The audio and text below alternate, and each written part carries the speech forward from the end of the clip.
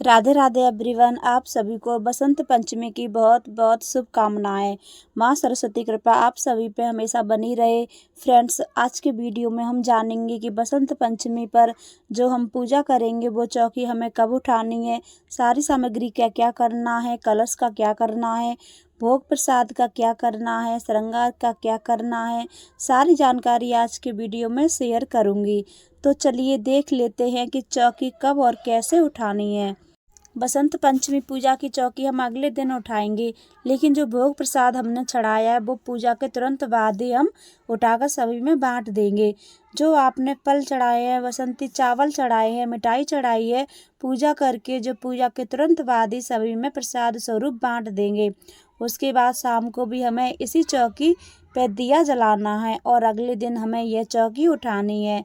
तो देखिए, चौकी जब हम उठाएंगे तो जो ये दिया हमने लिया था, ये प्लेट है, साफ करके द्वारा पूजा में यूज कर लेंगे। तो यहाँ पर फूल मैंने रखे हैं, मैं चौकी पर रख दूंगी। तो यहाँ पर सारे फूल मैंने चौकी पर रख दिए हैं और जो ये प्लेट है इसे हम दोबारा से यूज करेंगे, इसे साफ कर लेंगे, पूजा में यूज कर लेंगे। और ये जो बाती बच गई है यहीं पर रख दीजिएगा। जो भी सामग्री हमने यूज की है उसको इधर उधर नहीं डालना है, बहुत अच्छे से उसका हमें विसर्जन करना है। जो दक्षिणा हमने चढ़ाई थी किसी कन्या को हम दे देंगे।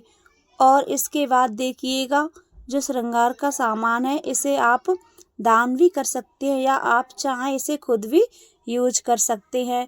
और जितने भी फूल हमने पूजा में चढ़ाए हैं, जितने भी पत्ते चढ़ाए हैं, इन्हें एक प्लेट टोकरी में इकट्ठा कर लीजिएगा।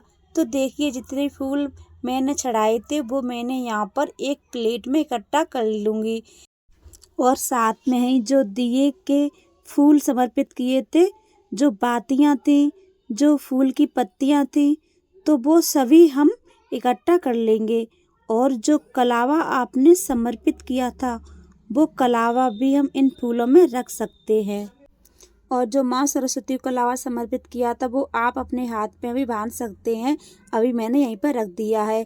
इस तरीके से हम कलावा हटा देंगे। इसके बाद हमने जो भी पुस्तकें रखी हैं, किताबें रखी हैं, पेन पेंसिल रखी हैं और फ़ोन रखा है, ये जो चौकी पर रखी थी इन्हें आप हटा सकते हैं। अगर इनकी आपको ज़रूरत है तो दिया शांत हो जाए तो इन्हें आप हटा सकते हैं। इसके बाद घंटी है, हम मंदिर में रख देंगे और गणेश जी को हम मंदिर में विराजमान कर देंगे। इसके बाद देखिए, जनेऊ है, अगर घर में कोई जनेऊ पहनता है तो पहन ले, अगर कोई नहीं पहनता है तो मंदिर में जाइए और पंडित जी को दे आइए। इसके बाद देखिए, जो कलश का नारियल है, नारियल को तोड़कर प्रसाद स्वरूप घर में सभी को बांट सकते हैं या फिर आप घर में इसका कुछ भी बनाकर प्रसाद के रूप में खा सकते हैं। तो इसको हम प्रसाद के रूप में ग्रहण करेंगे। और ये जो कपड़ा है इसका आप फिर से पूजा में यूज कर सकते हैं। अगर आपने चुंदरी बांधी है तो फिर से आप पूजा में यूज कर सकते हैं। अब हम कलश उठा लेते हैं। अब मैं बता देती हूँ कि कलश का हमें क्या करना है। जो पत्ते आम के अशोक के लिए थे उन्हें फूलों के साथ रख लेंगे, बाद में हम इसका विसर्जन करेंगे। आप चाहें तो आप इनका भूमि विसर्जन कर सकते हैं, यानी भूमि की थोड़ी सी मिट्टी हटाकर आप इन्हें दबा सकते हैं, ये खाद बन जाएगा। अगर कच्ची जगह नहीं है तो पेड़ों के गमले हैं, आप उसमें भी इनका विसर्जन कर सकते हैं, इनका खाद बन जाएगा। और कलाव के जो छोटे छोटे सूत इसमें रखे हैं इन्हें भी भूमि विसर्जन कर सकते हैं। ये कच्चा सूत है, ये गल जाता है। तो इस तरीके से हम ये जो फूल पत्ती हैं इनका विसर्जन कर देंगे।